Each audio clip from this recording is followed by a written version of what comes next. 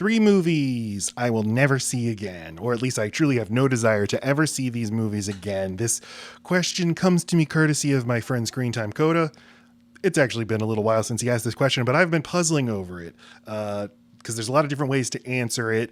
When I have a strong reaction to a movie, even if it's negative, I usually want to revisit the movie again, especially after a lot of time has passed. For example, I really hated Deadpool and Wolverine, thought it was really cynical, thought it was more of a marketing exercise than a movie.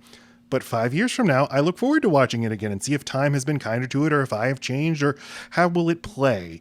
There's many movies that I really hate. Like I always go to Tim Burton's Alice in Wonderland as an example of a movie I hate, but I still like Tim Burton. And when a movie is bad, but it's made by a strong director, like it's always worth giving it another chance just to see like, is there that director's vision in this movie?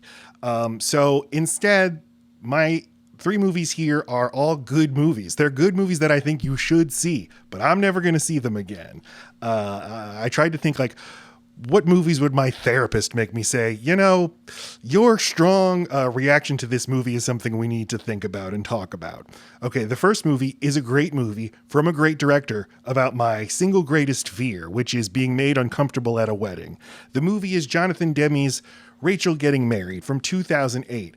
Anne Hathaway was nominated for an Oscar for her lead performance in this movie, and it's her best performance. It's a great performance. Jonathan Demme is so good at making humane, empathetic portrayals of just human beings who are real, puts you there, makes you feel like you are there, and because of that, I am made so uncomfortable by this wedding, and this character, Anne Hathaway, movingly portrays a person struggling in recovery, and everybody's worried, is she gonna make us all uncomfortable at the wedding by doing her thing that she always does?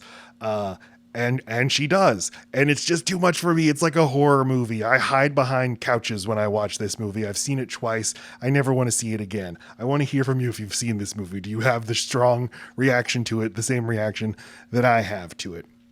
The next movie is the Safdie brothers' 2017 film, Good Time. Another great movie that you should see, but I'm never going to watch it again. This movie's the reason I've still never seen Uncut Gems. Uncut Gems' reputation is like, this is pure anxiety in a movie. Well, Good Time is that as well.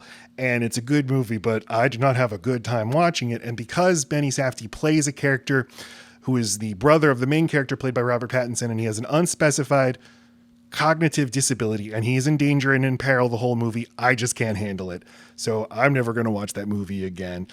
I'm going to make myself watch Uncut Gems at a certain point, but don't want to go back to Good Time. The third and final movie, this one is Open Water from 2003. It was an extremely low budget horror film set on the open water about these scuba divers who just get stranded in the open water surrounded by sharks. And these are small sharks, and the footage that the movie uses is of real sharks, and the sharks in this movie behave like real sharks. Like they don't attack, they nibble and bite over the course of, I don't know how long it is, 48 hours or so, but you're just with these people out in the water. They're alternately scared and hungry and bored, and they're fighting. And it's so real. These people look like real people. They act like real people.